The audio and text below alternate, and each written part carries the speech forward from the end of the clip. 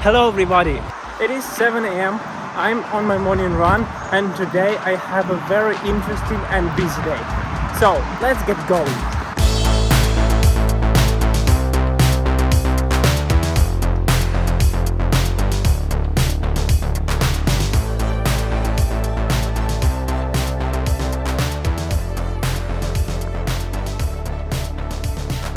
I think 5 kilometers after a 2 weeks pause is a good start.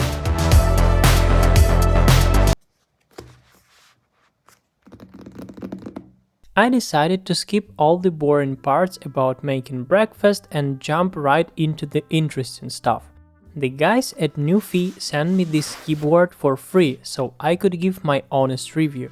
It is NuPhy Air60 V2 and I must confess, I have wanted a NuPhy keyboard for a long time, so let's not delay any further and finally unbox it. The keyboard itself looks very stylish and yet simple. The device is quite sturdy, nothing rattles inside. I immediately liked its sound. The back of the case also looks quite nice. Besides the keyboard itself, the package includes a set of cute stickers, a switch puller and keycap puller in one tool, and 2 cables for charging the keyboard or direct connection. By the way, they also match the style of the device, which looks pretty cool. The set also includes a few spare keycaps and switches.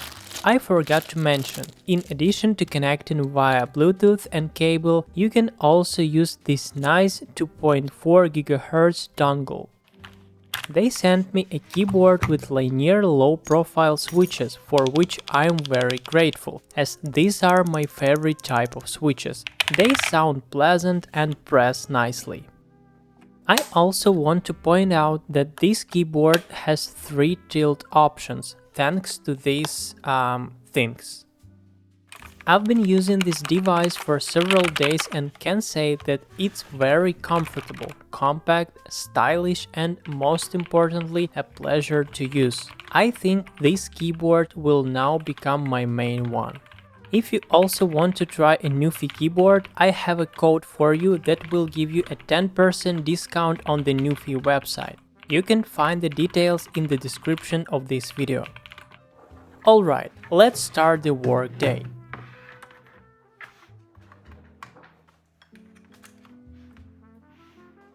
I have accumulated quite a few messages since yesterday that I haven't had time to respond to, so now is the perfect time to take care of them. Besides that, I answered some questions from my team lead about my current task. And now for the classic morning ritual, code review. This time I am reviewing a front-end task. It's a relatively small task and the code looks clear and concise. By the way, I've been working at my company for almost 2 months and I can definitely say that doing code reviews has become much easier and faster as I have become more familiar with the code, especially the front-end part. My colleague messaged me about a strange bug related to form validation that I found recently. We discussed some nuances of this bug and it turned out that he didn't have the issues I was seeing. I checked again and the problem exists on my side. Probably it's related to the browser I'm using. I love this part of the job. Well, now let's move on to the task at hand. Yesterday I started a new front-end task. I need to add 2 table components. Users will be able to change and delete data in these tables. Upon saving, this data should be stored in the database. A month ago, this component was quite challenging for me, but I've been working with it for about a month, studying the documentation, so now everything is going much faster. Yesterday I wrote one of these tables, and today I have to do the second one. During the task, I noticed that the design lacked functionality to reset the changed information to its original state.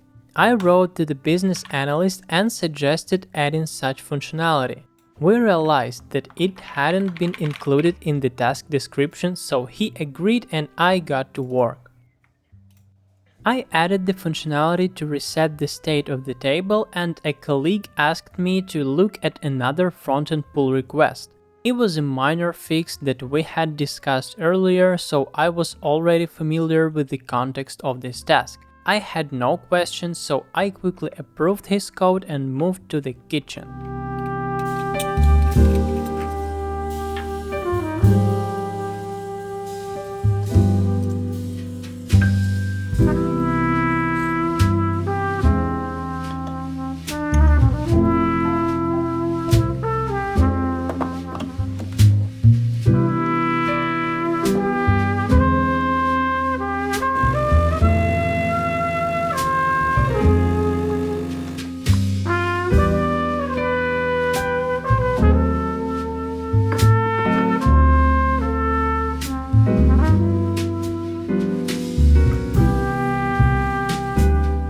Well, having made myself a cup of coffee, I plan to finish the last component in my task.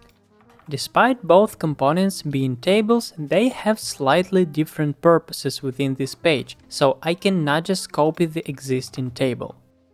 I finished writing the components but noticed that they looked quite cluttered, which means only one thing: refactoring. I try to do this immediately during the task if there is time, as postponing can lead to very unpleasant consequences. For example, if I have separate task for refactoring, which I'll perform later, it will likely take me more time because I will need to understand the context of the code again, but right now I'm already in this context. I usually try to test the code during refactoring, but this time something went wrong. After moving a significant part of the component code, I noticed an obscure bug related to rendering.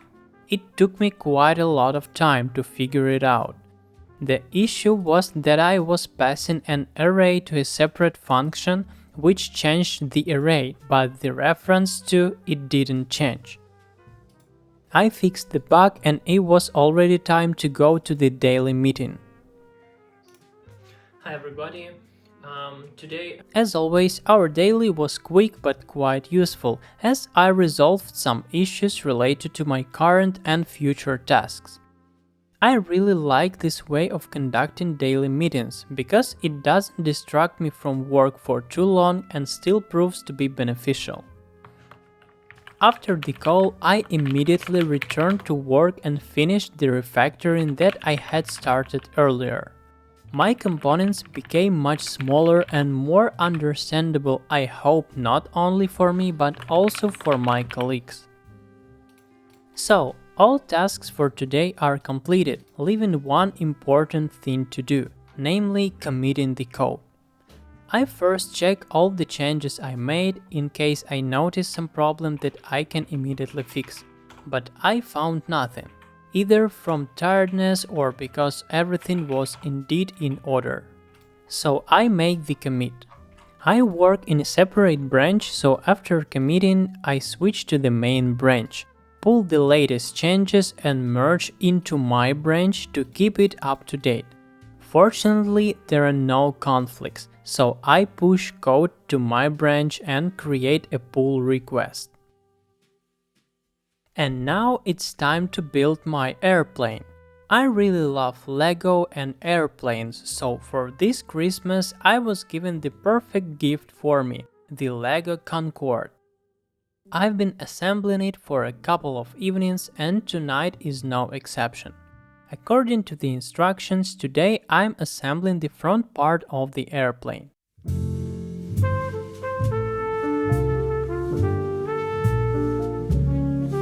For many, such hobbies might seem like child's play, but I can spend entire evenings assembling or modeling. Activities like this make me forget about everything and fully immerse myself in the process.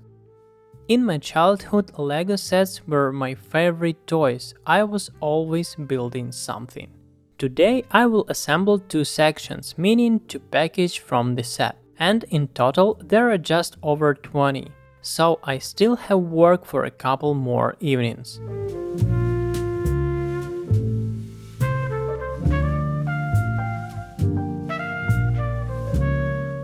Well, as you can see, not without problems, but the front part is assembled and now it is time to connect it.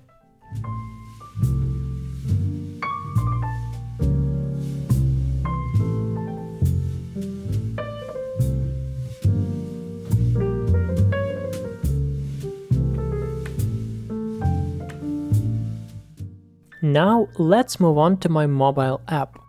First off, I'd like to show what I've managed to add over the last few days.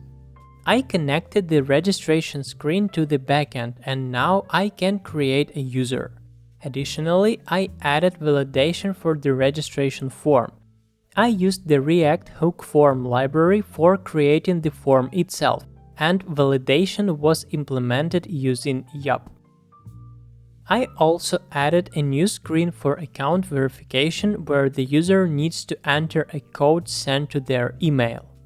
The current registration screen works quite well, but there are two nuances. The first is the absence of a loader. When I press the sign up button, I don't see anything happening, although my app is actually waiting for a response from the backend. So I would like to add a nice spinner to improve the UX.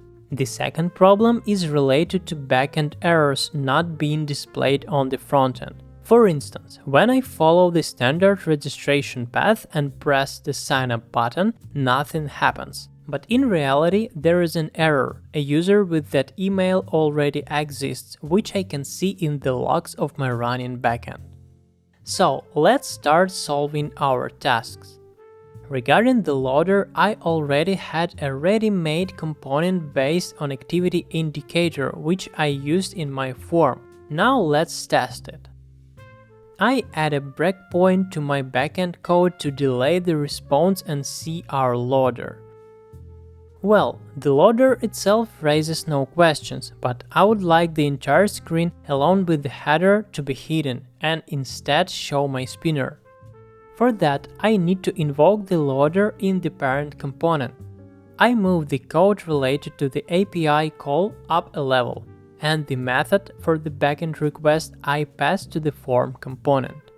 We test and we see that now the entire component is hidden and instead the user will see the loader.